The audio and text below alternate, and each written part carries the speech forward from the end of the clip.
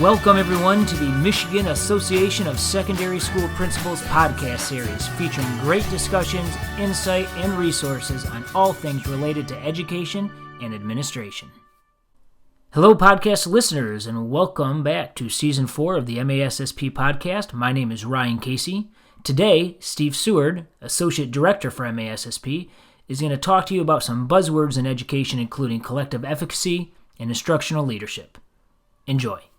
Collective efficacy and instructional leadership. What do those mean to you? And then how do you engage in that thinking or in those realms as you think about the 2019-20 school year? So according to John Hattie, as you probably know, the single most important question for any school or system of learning is, what do the adults in the school really think about the students? If the adults really believe that students can learn, that collective belief becomes who they are as a faculty. It's their shared identity. The opposite, though, is also true. If the teachers don't believe or the adults don't believe that they can make a difference, regardless of what other initiatives you launch, their impact will be limited. So how do you build, as a leader, the collective efficacy through your instructional leadership? When thinking about the factors that impact student achievement, the number one influence is that collective teacher efficacy. The collective belief that the teachers and their ability to positively impact students as a system, not as individuals. Specifically, your school's culture around whether they believe in that together, that they can make a difference for all students and one another. As we know, the role of a principal is dynamic, intense, and multifaceted. When one is wishing to have the identity of an instructional leader, they must focus on that building the community of egoless learners and modeling it themselves. For this to happen, a leader must focus on their personal skills and their patterns of interaction connected to communication, visibility, and vulnerability. So as you think about last year, think about the ways that you communicated, the ways that you were visible, and the ways that you were vulnerable with your teammates. It requires shared decision-making, simplifying and often clarifying for folks what the framework in which to exist will be.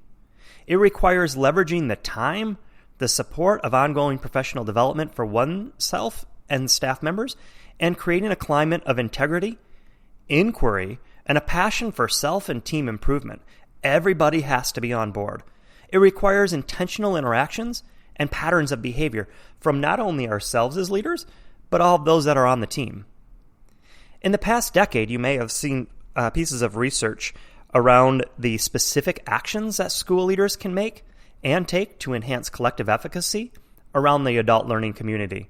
They've narrowed it down into 4 big categories: building instructional knowledge and skills, creating opportunities for teachers to collaboratively share skills and experience, interpret results and provide actionable feedback on teachers' performance, and involve teachers in school decision-making.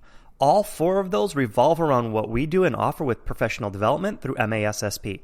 Again, building instructional knowledge and skills, creating opportunities for teachers to collaboratively share skills and expertise, interpret results and provide actionable feedback on a teacher's performance, and involve teachers in school decision-making. As you reflect on the 2018 school year and your leadership identity, what are the ways you intentionally influence collective efficacy and fostered a culture of growth? Your identity as a leader is formed by your values, beliefs, words, and ultimately defines the learning environment of your school. A challenge you might wish to take is just to create a 3-column organizer that is shared, visible format with those that you interact with. Label the 3 columns: here's what, here's why, and now what. The here's what is your goal, the why is the rationale, and the now what is how do you plan on implementing and monitoring that. Keeping those goals to 2 or 3, just like we do with our teachers, will lead you to the greatest success. As you create the graphic, reflect on your current state and your desired state. And know that all of us at MASSP are available to be your thought partners. In the upcoming school year, let's move beyond the buzz and towards truly fostering environments focused on students, collective efficacy, shared ownership for learning, and instructional leadership. To help make this a reality, you might wish to attend an adaptive schools institute, a coaching institute, an observation and feedback session, one of our sessions on intentional teaching and instruction, or even reach out to one of our MASSP team members or a certified MASSP coach for personalized goal setting and monitoring. Whatever the case, always know that your success is directly connected to our success. Thanks all, and wishing you the best.